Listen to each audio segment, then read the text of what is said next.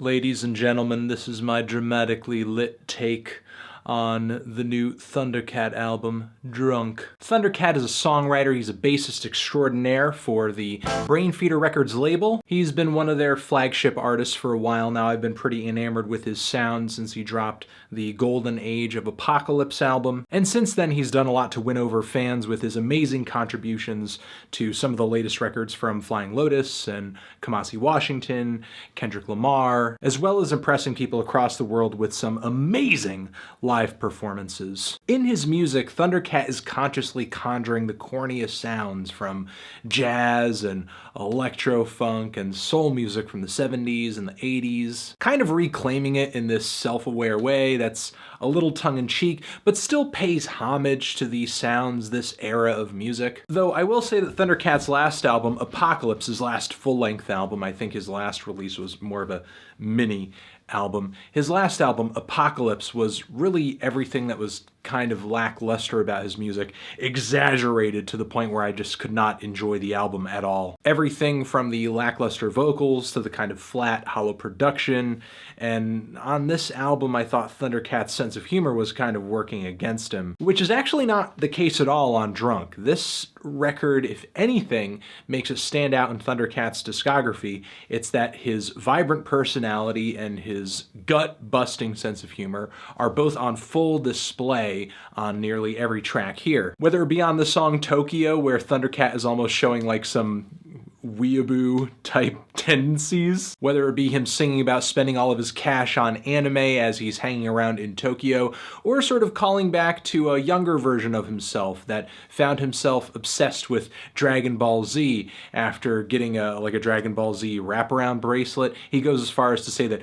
Goku ruined him, which is actually one of the most hilarious spots on the album. Or the track Captain Stupido, which is one of the album's openers, which between calls of Jesus, take the wheel, Thundercat is singing about beating his meat, going back to sleep, thinking that he might have left his wallet at the club. It just kind of seems like a very lazy and ridiculous morning after routine from a wild night out. The song Friend Zone is about exactly that, as Thundercat references playing Mortal Kombat and Diablo instead of, I guess, going out and pursuing this person who has thrown him into the friend zone. And on the track Bustin' the Streets, he kind of reflects on technology, losing his phone, talking about how it's okay to disconnect from the internet sometimes. The songs Walk On By and Lava Lamp, in a lot of ways, are very beautiful ballads. You know, there are a lot of lyrical and topical highlights all over the album, some of which are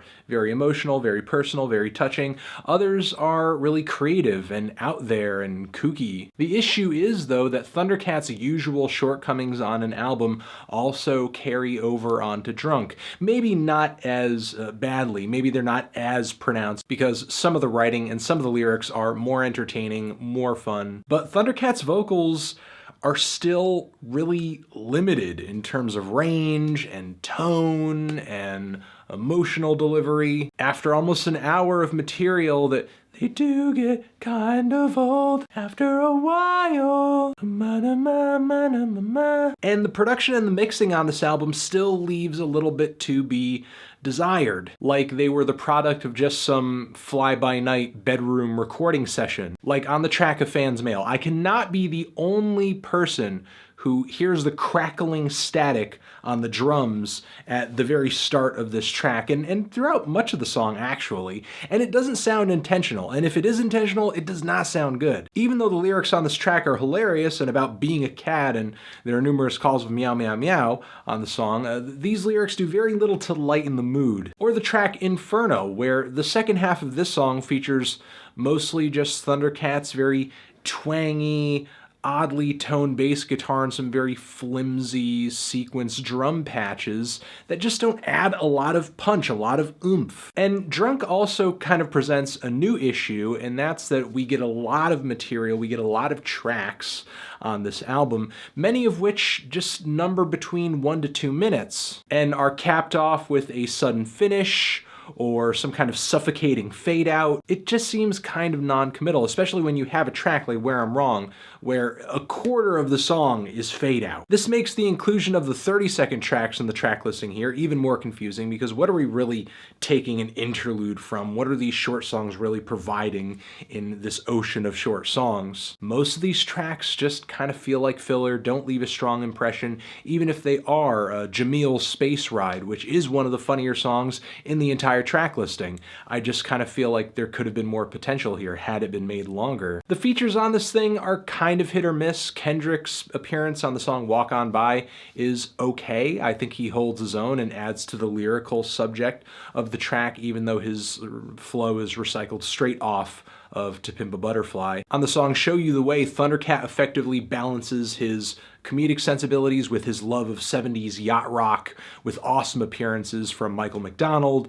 and Kenny Loggins, both of whom provide just great singing on this track. I mean, this track is really one of the better centerpieces of the entire album, because he points right to his influences. He points right to what inspires these types of songs that he pulls together on this album. He does a great job of recreating this music. I think he holds his own vocally on this track for the most part, and I think it's pretty funny how before each guest sings on this track, they're sort of introduced with applause and Thundercat saying, "Oh, hey, it's Michael McDonald, hey." But then Pharrell is easily the most forgettable feature on the entire album, far from a showstopper, and Wiz Khalifa sounds as corny as ever on the song Drink Dat, where he just drops one more of already many generic by the numbers, hey, let's get high rap verses. This album, while I liked the aesthetic of it and I liked the tone of it as I was sort of embarking on my initial listens, the more I listened to it and the more I paid attention to what I was listening to,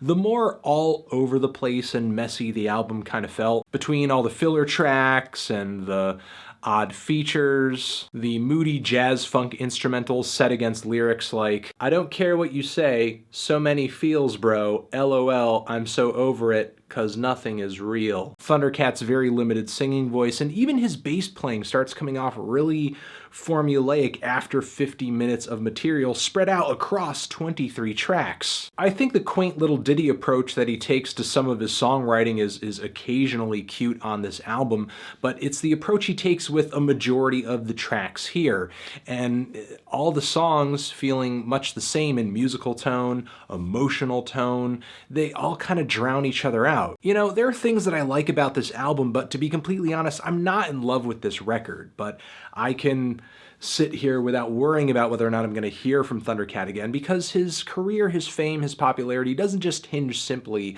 on whether or not he's come out with a great record, a hit record. A lot of the time it's about his great live shows, it's about the stellar contributions that he provides to other people's records that keep his name in the mainstream, keep people curious about his music. So that could be part of why when he comes out with a record like this, he doesn't feel the pressure to groom it to sound like a traditional album, to flow like a traditional album. He can just kind of do whatever he wants that sounds like what he's doing here for the most part. I myself would have preferred something a little more developed, a little more organized, something where a lot of the fat that's in the track listing here was cut, but it's still a pretty decent album. I'm feeling a decent to strong 6 on this thing. Transition. Have you given this album a listen?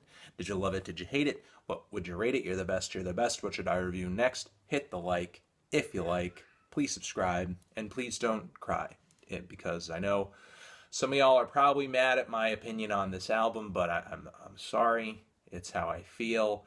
Just get mad in the comments. Please don't threaten my life. You're the best. Thundercat, drunk forever.